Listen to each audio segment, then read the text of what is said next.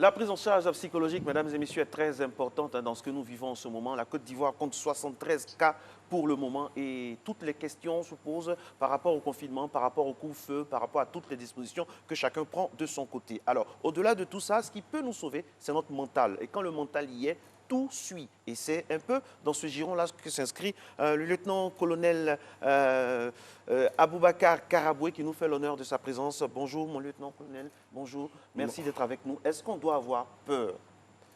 Bonjour et merci à vous, merci à la RTI qui nous donne l'occasion justement de pouvoir parler de prise en charge psychologique. Je pense qu'il ne faut pas avoir peur parce que justement cette peur-là est la source de beaucoup de nos maux. Il faut, j'allais dire, citer un philosophe, si l'esprit est plus fort que le corps, alors les maladies de l'esprit sont beaucoup plus graves que les maladies du corps. Et justement, la peur touchant à notre esprit, on risque d'avoir des maladies beaucoup plus graves que le Covid-19. Alors aujourd'hui, avec ce que vous venez de nous dire dans votre préambule, c'est une démarche, on va dire, d'accompagnement que vous abondez maintenant. C'est clair que la peur est là, elle existe, mais comment la gérer aujourd'hui avec cette maladie? Comment réagit-on à ce flot d'informations macabres? C'est vrai que Dieu merci, ici en Côte d'Ivoire, on n'a pas à 2 décès et on va prier pour que ça n'arrive pas, mais les chiffres au niveau mondial font vraiment peur. Effectivement, ce flot d'informations macabres dont vous parlez là fait le lit de la psychose. Et aujourd'hui, malheureusement, nous sommes dans un schéma où cette psychose-là est entretenue par une situation qui est hors de la Côte d'Ivoire.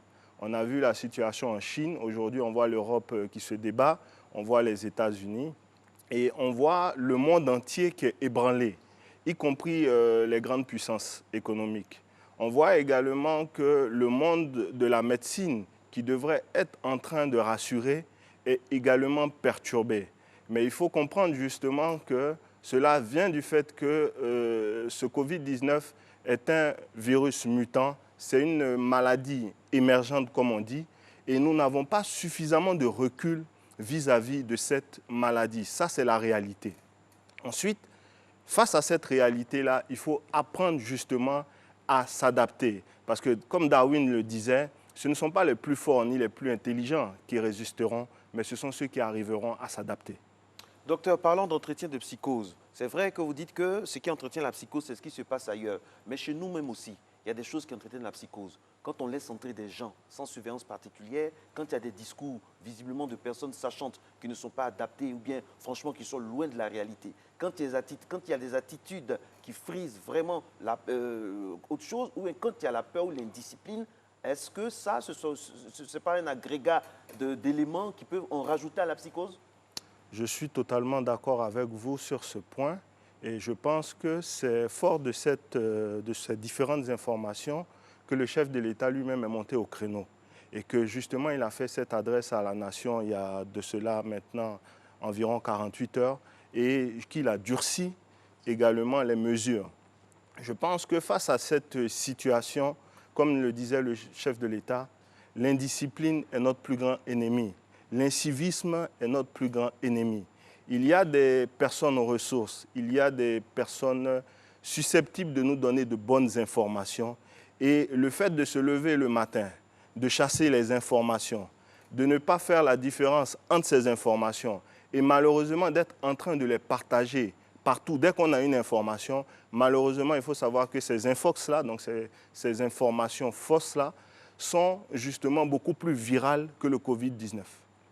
Alors, docteur, dans un écosystème comme le nôtre, où on se dit, oui, il faut de l'adaptabilité à la maladie, aujourd'hui, nous en sommes à 73 cas avec un bond assez ahurissant. Hier seulement, on en avait 48 qui se sont ajoutés. On sait que l'Europe, il ne faut pas se le cacher, est beaucoup plus aiguillonnée en matière de système sanitaire que nous.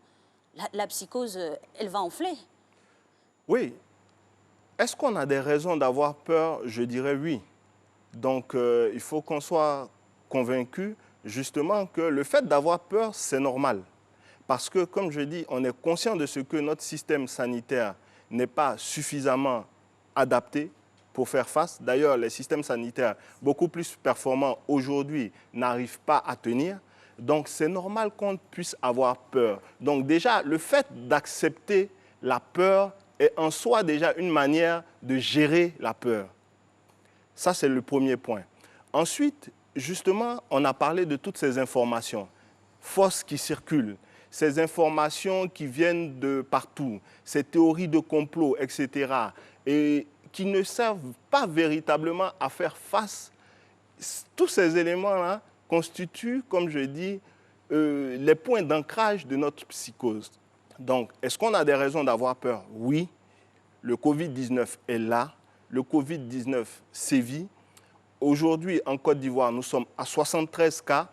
J'allais dire, on a eu en une journée le double du nombre de cas qu'on avait.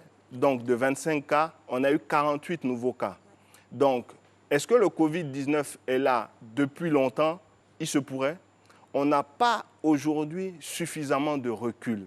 Et on est conscient de notre incapacité à pouvoir faire face à une pathologie de la sorte si elle devenait plus grave. Raison pour laquelle toutes les mesures prises par le gouvernement pour pouvoir justement prévenir la maladie, ces mesures-là sont les meilleures aujourd'hui. C'est le meilleur traitement qui a marché partout dans le monde et il faut que les gens soient conscients qu'ils ont ce traitement contre le Covid-19.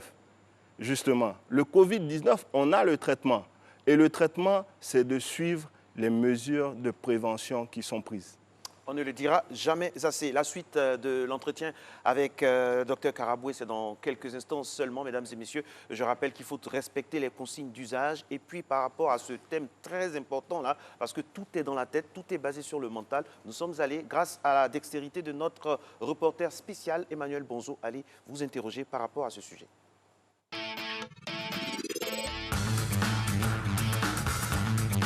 Mon état d'esprit, je suis serein.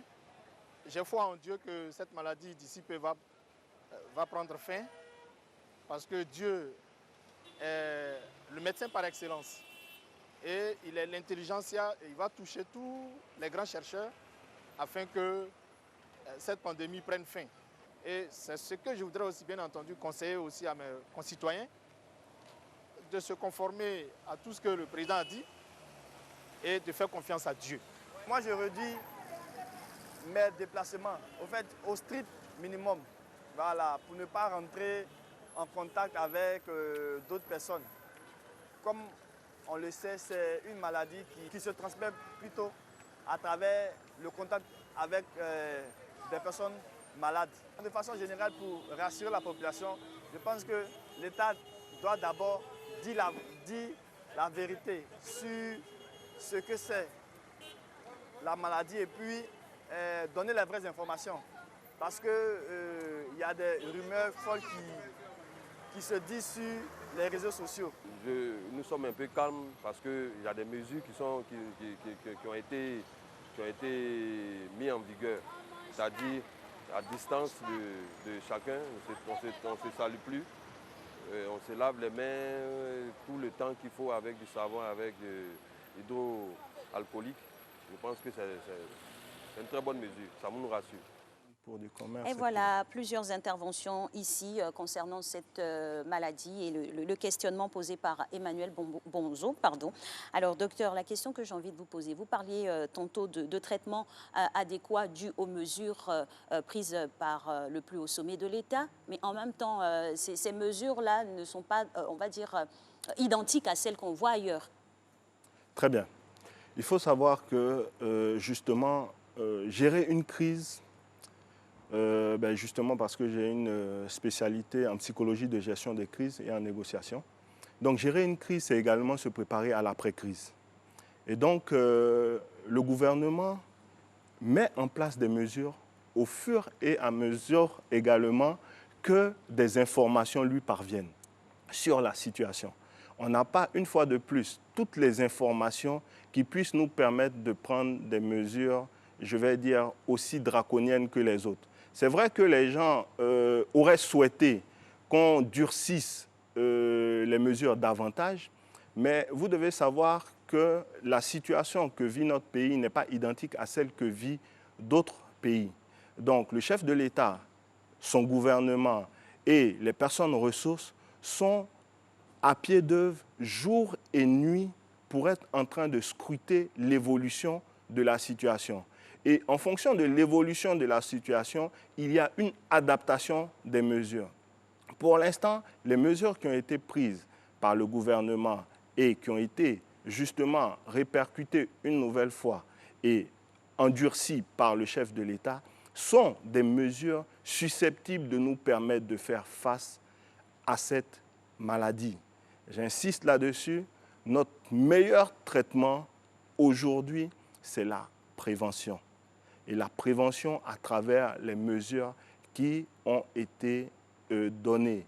Notre plus grand ennemi aujourd'hui, c'est l'incivisme.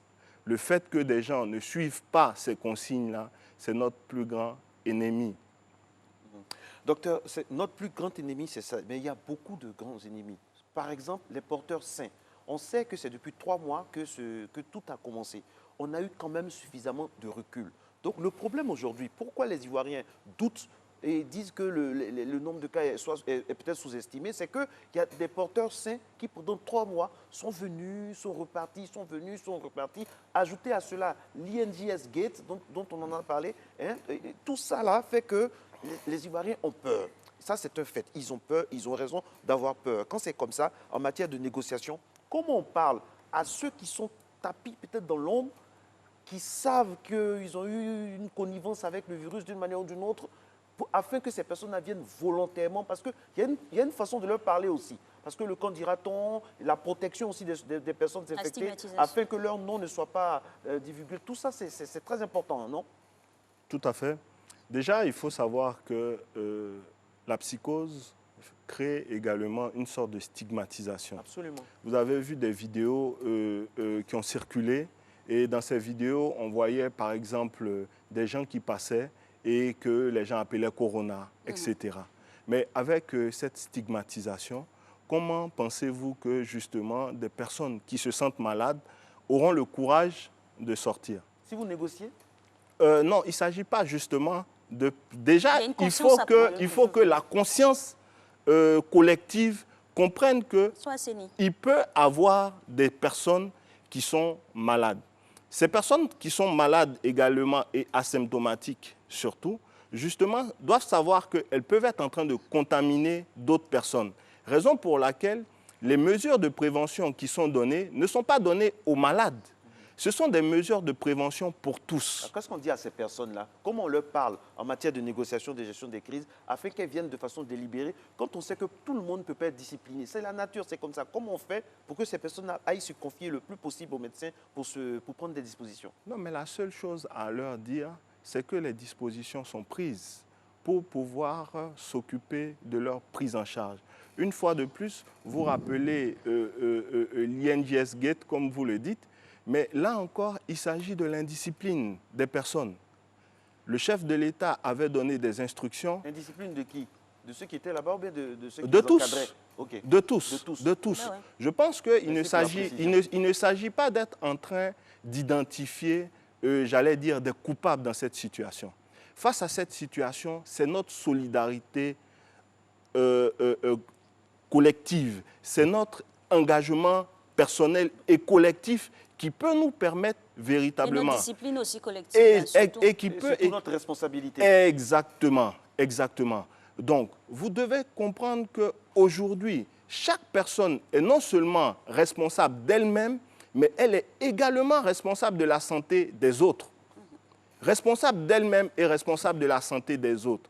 Donc, chaque personne doit s'engager à son niveau pour pouvoir être en train de lutter contre le Covid-19. Alors aujourd'hui, notre démarche avec vous sur ce plateau-là, c'est vraiment mettre le doigt sur l'esprit, parce que le corona s'attaque au corps, mais vous, aujourd'hui, vous voulez vous attaquer à l'esprit pour qu'il soit beaucoup plus serein. Comment on s'arrange à vivre ou à rassurer quelqu'un qui est atteint de cette maladie en tant que parent à côté de cette personne ou en tant que voisin qui regarde de loin? Très bien. Donc déjà, on dira que... Premièrement, je ne dirais même pas qu'il s'agit de rassurer quelqu'un qui est malade, mais il s'agit avant tout de se rassurer soi-même. Il s'agit, parce que c'est même difficile de pouvoir rassurer quelqu'un quand soi-même on a peur. Et pour se rassurer soi-même, je pense qu'il faut qu'on commence déjà à gérer les informations. Arrêtons d'être en train non seulement de chasser les informations, nous avons des spécialistes, on a en Côte d'Ivoire un comité de crise qui a été mis en place par le chef de l'État. Ce comité est au travail. Les mesures vont crescendo. Aujourd'hui, l'état d'urgence a été décrété par le chef de l'État et donc toutes les mesures sont prises par le gouvernement ivoirien pour pouvoir être en train de faire face à cette situation et faire en sorte que nous puissions très bientôt sortir grandis de cette situation. Ça, c'est la première des choses qu'il faut pouvoir se dire. Arrêtez de chasser l'information, utilisez les informations et les sources fiables, donc le gouvernement de Côte d'Ivoire et l'OMS. Je ne dis pas des messages où vous allez voir le logo de l'OMS, mais le site officiel de l'OMS. Voilà. Deuxièmement, chaque individu doit se rendre responsable de sa propre santé. Se rendre responsable de sa propre santé suggère une hygiène, mais une hygiène globale.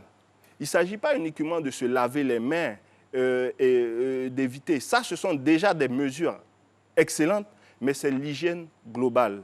C'est l'hygiène de notre environnement. Deuxièmement, il faut pouvoir avoir une alimentation saine. Manger équilibré. Faites de l'exercice physique. On peut rester chez soi dans un 15 mètres carrés et on peut être en train de faire de l'exercice physique. Même ce matin, vous avez eu encore à montrer, justement, et je vous en remercie, un certain nombre d'exercices physiques qu'on peut être en train de faire sur 1 mètre carré. On doit aussi, à côté de cela, parlant de nos enfants, essayer de maintenir une certaine routine en termes d'heures de réveil et d'heures pour se coucher. Il faut pouvoir leur mettre un programme pour qu'ils puissent être en train de réviser pour ceux qui vont encore à l'école. Pour ceux qui ne vont pas à l'école, il faut pouvoir leur mettre en place un emploi du temps pour qu'ils puissent être occupés sainement. Pour les parents, il s'agit pour eux également, aujourd'hui, que certains sont confinés à la maison, de pouvoir réapprendre à connaître leurs enfants, parler avec leurs enfants. Pour les couples, il s'agit également de réapprendre cette vie de couple, essayer de discuter d'un certain nombre de problèmes. Pour chaque individu, il s'agit d'être en train de se développer personnellement. Vous devez savoir que, à travers les crises, c'est vrai que des sociétés ont flanché, mais il y a aussi également un certain nombre de sociétés qui sont nées dans des crises et qui aujourd'hui continuent de survivre. Pour ceux qui font du télétravail, je leur recommanderais, parce qu'aujourd'hui, beaucoup d'entreprises ont eu à justement mettre en place du télétravail. Les employés sont chez eux et ils travaillent avec leur ordinateur ou par téléphone. Il faut qu'ils mettent en place des routines. Il ne faut pas se dire que nous sommes en vacances, nous sommes en train de faire face à une crise. Donc, mettre la routine suggère qu'ils se lèvent le matin, qu'ils s'habillent comme s'ils allaient au travail, qu'ils mettent un emploi du temps, qu'ils prennent aussi ce plaisir à être en train de mener cette activité professionnelle-là depuis chez eux. Ça va sauver énormément de vies et ça va nous permettre d'être sereins. Exactement. Merci infiniment, Dr Karaboué. Ce plateau est ouvert à tout moment pour vous. Alix.